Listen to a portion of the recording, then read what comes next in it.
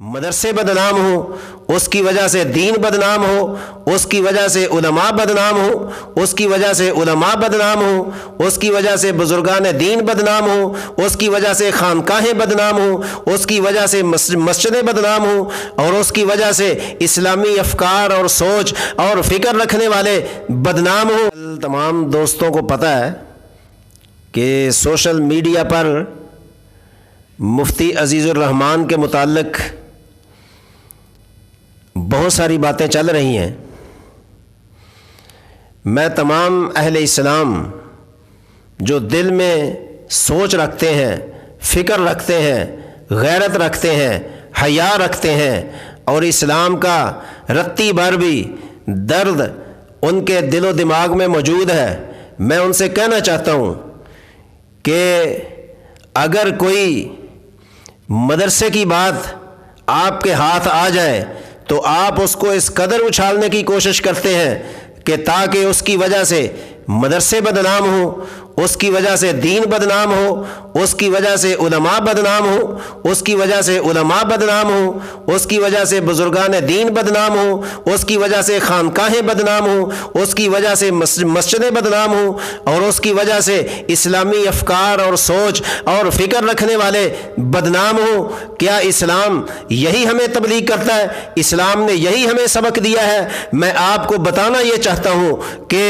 اگر کسی ڈاکٹر کا واقعہ ہو، اگر کسی اسکول کا واقعہ ہو، اگر کسی انجینئر کا واقعہ ہو، اگر کسی اور شعبے کا واقعہ ہو، وہ ایک دن خبر آتی ہے، دوسرے دن رات گئی بات گئی، لیکن کتنے دن گزر چکے ہیں، کسی طرح بھی یہ خبر گویا کہ کم ہونے کا نام نہیں لے رہی۔ جو ہوا وہ ہو چکا۔ میں نہیں کہتا کہ اچھا ہوا، میں نہیں کہتا صحیح ہوا، لیکن خدا را ہوش کے ناخن لیں۔ آج ہماری نظریں پتہ نہیں کس یورپ پر پڑ گئی ہیں، اور یہاں تک ہمیں کہنے میں کوئی آر محسوس نہیں ہوتی ہم کس کی بدنامی کر رہے ہیں، ہم کس کی تحقیر کر رہے ہیں، ہم کس کو بدنام کرنے کی ناکام کوشش کر رہے ہیں۔ کیا مفتی صاحب کی آڑ میں آپ مدرسوں کو ٹارگٹ کرنا چاہتے ہیں، مسجدوں کو ٹارگٹ کرنا چاہتے ہیں، قرآن کو ٹارگٹ کرنا چاہتے ہیں، دین کو بدنام کرنا چاہتے ہیں؟ کہ اگر تمہارا یہی نظریہ ہے،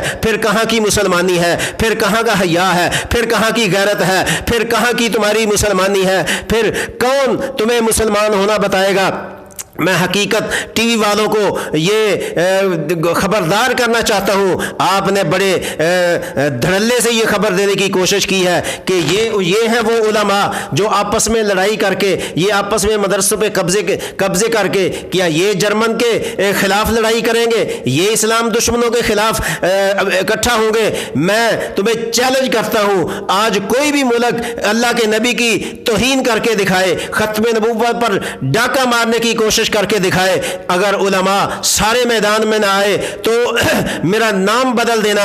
تم کہاں کی باتیں کرتے ہو کہ فجر کی نماز میں لوگ نہیں ہوتے؟ فجر میں کتنی صفیں ہوتی ہیں؟ اگر فجر میں کم صفیں ہوتی ہیں، تم کہاں ہوتے ہو؟ تمہیں کتنے لوگوں کو نماز کی تبلیغ کی، کتنے لوگوں کو دین سکھایا، خود کتنا دین سیکھا؟ کیا تم نے اپنے کردار پر کبھی غور کیا ہے؟ اور اسلام کے اوپر حملہ کرنے کی ناکام کوشش کرتے ہو، اور ساتھ کہتے ہو یہ ویڈیو انڈیا تک پہنچ گئی، یورپ تک پہنچ گئی۔ اگر یورپ تک پہنچ گئی تو یورپ کون سی تسبیحاں پڑھتا ہے؟ یورپ نے کون سے گناہ چھوڑے ہیں؟ یورپ نے کون سی بغیرتی نہیں کی؟ یورپ نے کون سی دین دشمنی نہیں کی؟ اگر یورپ کا یہی حال ہے تو اسلام تو اس سے بہت اونچا اور وراء الورا ہے۔ تم یہ مت سوچو کہ یہ ایک واقعہ ہونے کی وجہ سے دین بدنام ہو جائے گا، ایک واقعہ رونما ہونے کی وجہ سے کیا اسلام کو ہم چھوڑ دیں گے، اسلام سے دور ہو جائیں گے، اور اسلام کے فرزند جو اسلام مدرسوں میں حاصل کر رہے ہیں کیا وہ متنفر ہو جائیں گے؟ خدا را اپنی اداؤں پر غور کرو، خدا را اپنے